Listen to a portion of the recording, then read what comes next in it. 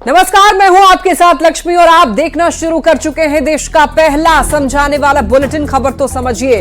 इस आधे घंटे में हम आपको दिन भर की चर्चित खबरें दिखाते हैं और खबर को विस्तार से समझाते भी हैं। तो आइए फटाफट से जान लेते हैं वो मुख्य खबरें जिस पर होगी हमारी नजर। तो आपको पहले शॉर्ट में आज की 4 बड़ी खबरें बता देते हैं, फिर इसे डिटेल में आपको आगे समझाएंगे। तो पहली खबर बाढ़ पीड़ितों से जुड़ी होगी। बाढ़ पीड़ितों की जो है उनको राशि से मदद दी जानी है और वो आपको आगे बताएंगे कि आखिर कितनी राशि से उनको मदद दी जाएगी। और इसके बाद आपको तलवार बांटने वाली सियासत को समझाएंगे और उसके बाद फिर शराबबंदी का नफा नुकसान भी आपको बताएंगे। और इन सब के बाद स्मार्ट मीटर से जुड़ी खबर होगी। स्मार्ट मीटर पर क्यों नहीं थम रही है सियासत, ये आपको आगे बताएंगे। हालांकि इसके अलावा भी खबरें होंगी, आप देखते रहिए खबर तो समझिए।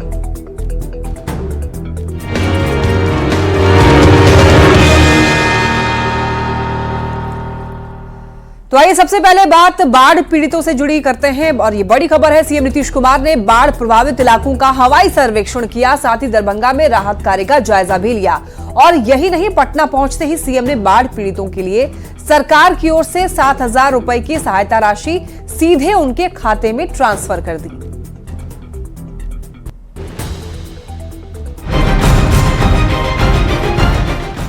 बाढ़ से बेहाल बिहार के लोगों के लिए शुक्रवार शाम होते होते एक अच्छी खबर आई। सीएम नीतीश कुमार ने बाढ़ पीड़ितों के लिए 7,000 रुपए की सहायता राशि डीबीटी के जरिए सीधे उनके खातों में ट्रांसफर कर दी। नीतीश कुमार की ओर से 4,38,529 बाढ़ प्रभावित लोगों के खाते में 3,06,97,03,000 रुपए ट्रांसफर किए गए। इसके पहले मुख्यमंत्री नीतीश कुमार ने दरभंगा में बाढ़ प्रभावित इलाकों का दौरा किया। मुख्यमंत्री ने लेहरिया सराय पोलो मैदान स्थित बाढ़ राहत फूड पैकेजिंग सेंटर का निरीक्षण किया और अधिकारियों को राहत कार्य में तेजी लाने के निर्देश दिए। माननीय मुख्यमंत्री जी ने आपदा पीड़ितों के लिए खास करके जो बाढ़ के समय में लोगों को सुविधा मुहैया कराया जाता है, उसका आदर्श उन्होंने प्रस्तुत किया है। और इससे पहले भी कभी हम लोगों ने देखा है बाढ़ पीड़ितों को 25 किलो अनाज के लिए लोगों को गोली खाना पड़ता था। पिछले 3 दिनों में बाढ़ की स्थिति में थोड़ा सुधार हुआ है, लेकिन अब भी बड़ा इलाका और बड़ी आबादी बाढ़ से प्रभावित है। नवरात्र के दौरान बाढ़ से लोग परेशान हैं। हालांकि सीएम नीतीश कुमार लगातार हालात पर नजर बनाए हुए हैं और पीड़ितों तक सरकार की तरफ से पूरी मदद पहुंचाने की कोशिश हो रही है। सीधे खाते में 7,000 रुपए ट्रांसफर कर सरकार ने बाढ़ पीड़ितों के जख्म पर मरहम लगाने की कोशिश की है।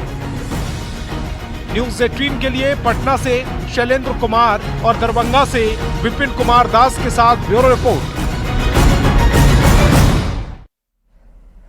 आइए अब आपको बाढ़ पीड़ितों को 3 अरब रुपए की मदद के मायने समझाते हैं। तो देखिए, नेपाल में भारी बारिश के चलते बिहार जो है बाढ़ की चपेट में है और बिहार में बाढ़ से करीब 17 जिले ऐसे हैं जो कि प्रभावित हैं।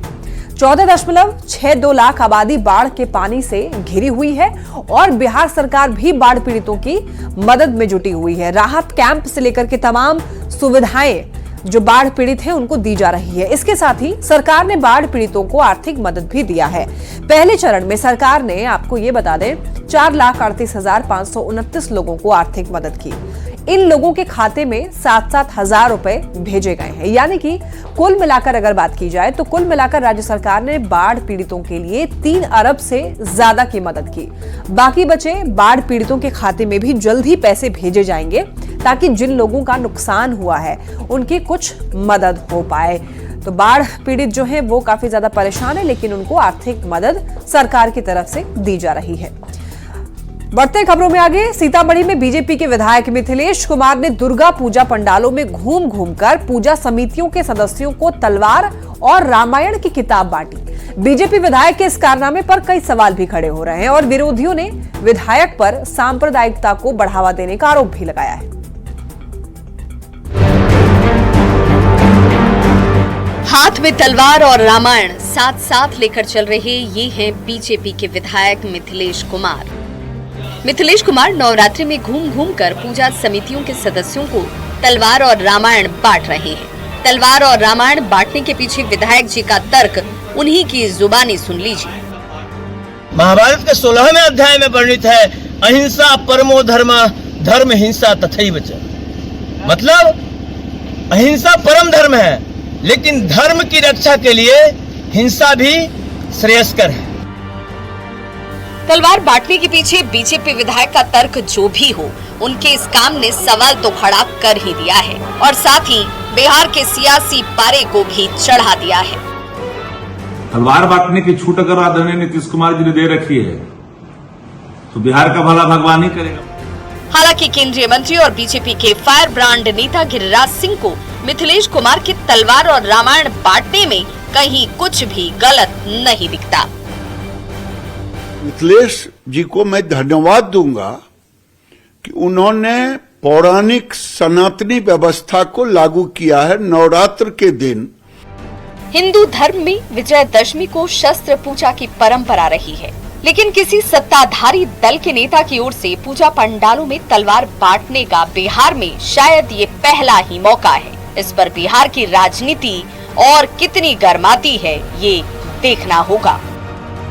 न्यूज़ 18 के लिए सीतामढ़ी से राकेश रंजन और पटना से शैलेंद्र और रजनीश कुमार के साथ दिल्ली से अमितेश सिंह, ब्यूरो रिपोर्ट।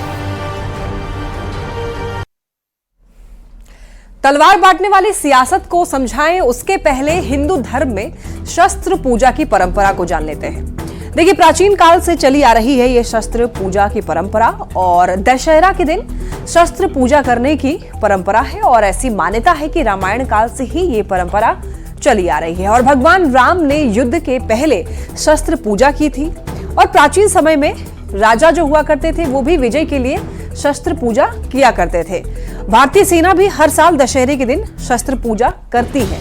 अब तलवार बांटने वाले बीजेपी विधायक मिथिलेश कुमार का तर्क जानिए।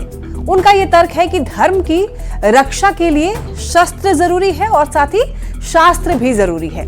और विधायक मिथिलेश कुमार का यह तर्क है कि धर्म की रक्षा जरूरी है, तो धर्म की रक्षा जो है शस्त्र से ही होगी। और आपको अब बताते हैं पहले की व्यवस्था में और आज के समय की व्यवस्था में क्या अंतर है, क्या फर्क है।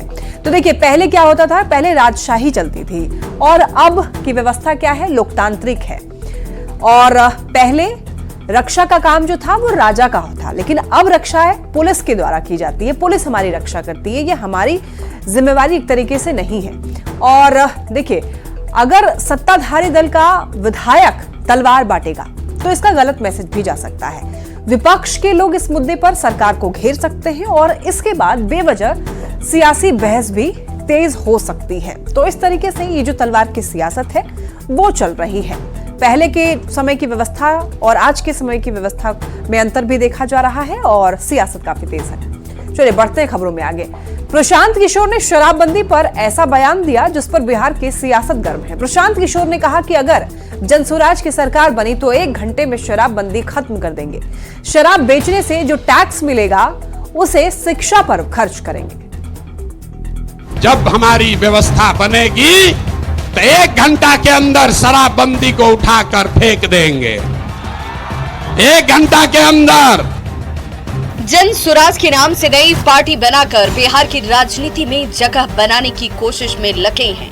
2 अक्टूबर को पार्टी की लॉन्चिंग के मौके पर प्रशांत किशोर ने कहा कि अगर जन सुराज की सरकार बनी तो 1 घंटे में शराबबंदी खत्म कर देंगे। शराब बेचने से जो टैक्स मिलेगा उसे शिक्षा पर खर्च किया जाएगा। प्रशांत किशोर के इस बयान पर सियासत गर्म है।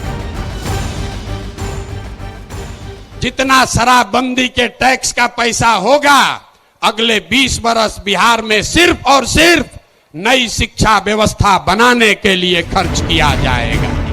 प्रशांत किशोर के बयान पर बीजेपी और जेडीयू ने निशाना साधा है। बीजेपी प्रवक्ता शहनवाज हुसैन ने प्रशांत किशोर पर बड़ा हमला करते हुए कहा और आरोप लगाया कि प्रशांत किशोर बिहार के लोगों को शराबी बनाना चाहते हैं। हर चुनाव में एक न एक पार्टी लॉन्च होती है और जमानत जब्त करा के फिर वापस चली जाती है। तो श्याम रजक ने कहा कि इससे दुर्भाग्यपूर्ण क्या होगा कि गांधी जी की जयंती पर शराबबंदी को खत्म करने की बात प्रशांत किशोर कर रहे हैं। ये गांधी के विचारों की हत्या करने के जैसा हुआ। प्रशांत किशोर नाथूराम गोडसे की भूमिका में आ चुके हैं। पीके ने मुझे नहीं नाम लेना चाहिए, लेकिन नाथूराम गोडसे की भूमिका में वो आ चुके हैं। बिहार में शराबबंदी है, बावजूद उसके शराब का अवैध धंधा जारी है।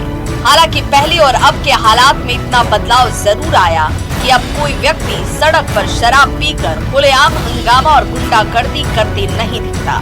शराबबंदी खत्म करने का प्रशांत किशोर का ऐलान उन्हें फायदा पहुंचाता है या नुकसान, ये अगले साल होने वाले विधानसभा चुनाव के नतीजे बता देंगे। न्यूज़18 के लिए पटना से धर्मेंद्र कुमार के साथ ब्यूरो रिपोर्ट। तो यहाँ पर पीके की पॉलिटिक्स को समझें उससे पहले ये जानना जरूरी है कि शराबबंदी सीएम नीतीश का ड्रीम प्रोजेक्ट कैसे है। तो देखिए, नीतीश कुमार के निश्चय में शामिल है शराबबंदी। महिलाओं के कहने पर शराबबंदी को लागू किया गया।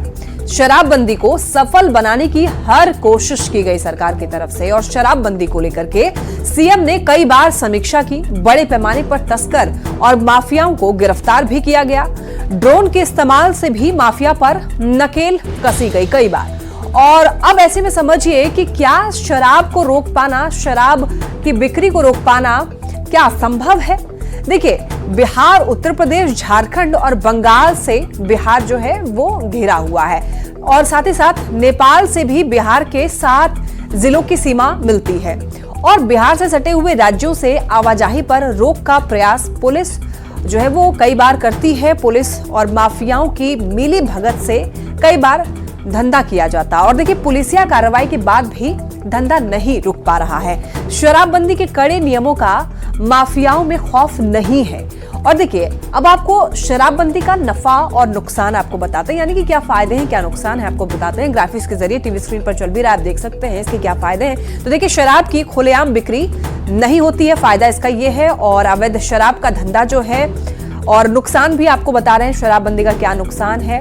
इससे शराबी जो है वो हंगामा नहीं करते हैं, अवैध शराब का धंधा जो है वो नहीं हो पा रहा है। और कई बार जहरीली शराब की तस्करी जो है, इसका नुकसान ये होता है कि कई बार चोरी छुपे जो है वो शराब की तस्करी करते हैं। और लेकिन इसका फायदा ये है कि क्राइम में जरूर कमी आई है और राज्य को राजस्व का नुकसान हो रहा है। तो देखिए, शराबबंदी खत्म करने से नुकसान क्या क्या है आपको वो बता रहे हैं कि शराब की जो दुकानें हैं वो खुल जाएंगी, लोग खुलेआम शराब पिएंगे, शराब पीकर हंगामा करेंगे, महिलाओं से जुड़े हुए अपराध जो हैं वो बढ़ जाएंगे और आए दिन लोगों में झगड़े होंगे, राज्य की कानून व्यवस्था जो है वो भी बिगड़ेगी। तो ये फायदे हैं कुछ और ये नुकसान भी हैं कि अगर वापस से जो है शराबबंदी हटा दी जाती है तो क्या कुछ नुकसान होगा और इसके क्या फायदे हैं वो देख पा रहे हैं अभी प्रदेश में।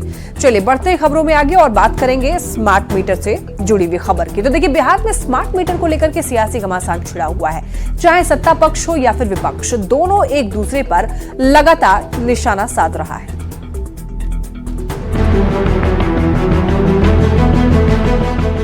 देश में दशहरा की धूम है, माहौल दशहरा का है तो सियासत भी उसी तरह की शुरू हो गई है।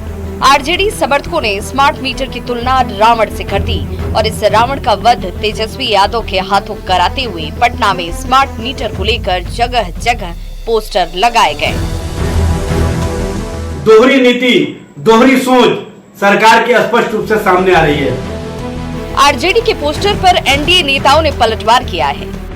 जन उपयोगी जितने भी कार्य है उसका विरोध करने वाले लोग हैं, वो स्मार्ट मीटर के लिए लोगों को भड़काने का काम कर रहे हैं। वहीं केंद्रीय एमएसएमई मंत्री जीतन राम मांझी ने स्मार्ट मीटर का समर्थन करते हुए कहा कि स्मार्ट मीटर में कहीं भी कोई शिकायत आ रही है तो उसे दूर किया जा रहा है। ज्यादा बिलिंग हो जाती है तो 1, 2, 4 बिलिंग अगर हुई उसके चलते हम कहें कि सारा मीटर खराब है, सो बात तो नहीं है। स्मार्ट मीटर को लेकर चल रही कंफ्यूजन को पटना के डीएम ने दूर करने की कोशिश की और एक एक चीज को बताया, लेकिन इस मुद्दे पर सियासत तब भी जारी है। न्यूज़18 के लिए पटना से अमित कुमार और रजनीश कुमार के साथ दिल्ली से अमितेश सिंह की रिपोर्ट। स्मार्ट मीटर को लेकर के कई प्रकार के लोगों के मन में कंफ्यूजन है, अब वो दूर कर लीजिए। देखिए, स्मार्ट मीटर जो है एक पूरी तरीके से पारदर्शी मशीन है। पारदर्शी मशीन ऐसे है कि बिजली की खपत आप खुद यहाँ पर पता कर सकते हैं कि आपने बिजली कितना कंज्यूम किया है, कितना खर्च किया है। और रिचार्ज खत्म होने पर सबसे बड़ी बात यही कि आपको टेंशन लेने की जरूरत नहीं है। वो इसलिए क्योंकि 7 दिन पहले रिचार्ज कराने का आपको मैसेज आएगा और रिचार्ज खत्म होने पर भी रात में बिजली नहीं कटेगी और छुट्टी के दिन भी बिजली नहीं कटेगी। और देखिए, अगर बिजली कटे भी तो मीटर का पुश बटन आपको दबाना है और ये पुश बटन जो है वो 20 सेकंड तक अगर आप दबाएंगे और तो फिर 3 दिन तक बिजली जो है बहाल रहेगी और 3 दिन के भीतर उपभोक्ता जो है रिचार्ज करा सकते हैं। मीटर 1 महीने में, आपको बता दें कि 1 महीने में एक बार ये सुविधा लेकिन ली जा सकती है, बार बार ये सुविधा आप नहीं ले सकते हैं। देखिए, अगर मीटर पर लोड बढ़ जाता है, लोड बढ़ने पर 6 महीने तक जुर्माना भी नहीं लगेगा। अब देखिए, स्मार्ट मीटर पर सियासत क्यों हो रही है ये आपको समझाते हैं। देखिए, स्मार्ट मीटर में कुछ जगह शिकायत मिली, ज्यादा बिल आने का आरोप लगा और बिहार में अगले साल चुनाव भी है। यही वजह है कि आरजेडी ने इससे मुद्दा बना लिया और स्मार्ट मीटर पर सरकार को घेरने की कोशिश की। तो सरकार स्मार्ट मीटर पर पीछे हटने को तैयार बिल्कुल नहीं है। सरकार का यह दावा है कि स्मार्ट मीटर से लोगों को फायदा है, स्मार्ट मीटर से बिजली की चोरी भी रुकती है और कई भी फायदे हैं। और साथ ही साथ अब तो ये भी कर दिया गया है कि 7 दिन तक बिजली 7 दिन पहले आपको मैसेज आ जाएगा रिचार्ज करने का, अगर आपका जो अमाउंट है वो खत्म हो रहा है। साथ ही रात को बिजली नहीं कटेगी, छुट्टी के दिन भी बिजली नहीं कटेगी। साथ ही जितना आप कंज्यूम करेंगे उतना ही आपको रिचार्ज करना होगा। तो ये कुछ फायदे हैं। चलिए बढ़ते खबरों में आगे और बात करेंगे हिमाचल प्रदेश की। हिमाचल प्रदेश में सरकार टॉयलेट सीट टैक्स लाने जा रही है। मीडिया रिपोर्टों में दावा किया गया कि हिमाचल प्रदेश सरकार कथित तौर पर शहरी इलाकों में रहने वाले लोगों के घरों में बने प्रति टॉयलेट सीट 25 रुपए का चार्ज वसूल करेगी। इन खबरों पर सीएम सुखविंदर सिंह सुक्खू ने सफाई दी। उन्होंने ऐसी खबरों को निराधार बताया। सीएम ने कहा कि सरकार केवल पानी के हर कनेक्शन के लिए 100 रुपए ले रही है। हिमाचल में टॉयलेट टैक्स जैसी कोई चीज नहीं है। ये सच्चाई से कोसों दूर है।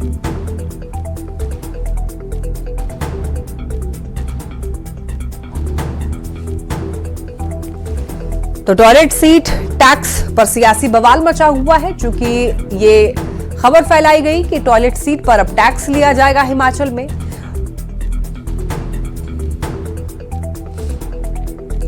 आइए अब इस खबर को आप समझिए। देखिए, मीडिया रिपोर्ट्स में यह दावा किया गया कि हिमाचल सरकार जो है वो टॉयलेट सीट की संख्या के आधार पर टैक्स लेगी। तो सुक्खू सरकार जो है वो गंभीर है, वित्तीय संकट से जूझ रही है और सरकार ने इस पर नोटिफिकेशन भी जारी किया था। लेकिन अब विवाद जो है वो बढ़ता देख करके इनकार कर रही है। अगर ऐसा है तो फिर ये स्वच्छता अभियान पर सवाल है। पीएम मोदी का ये सबसे बड़ा अभियान है।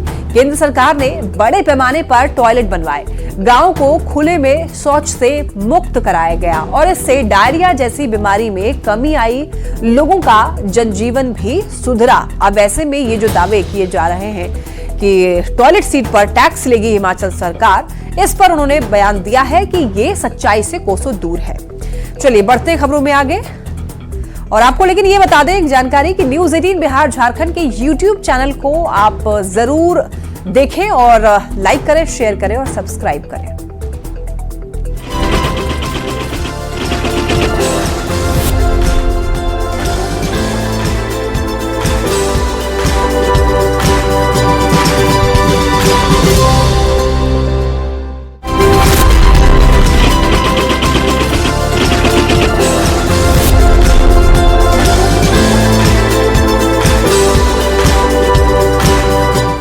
और इसी के साथ इस बुलेटिन में इतना ही। तमाम खबरों के लिए आप देखते रहिए न्यूज़ 18।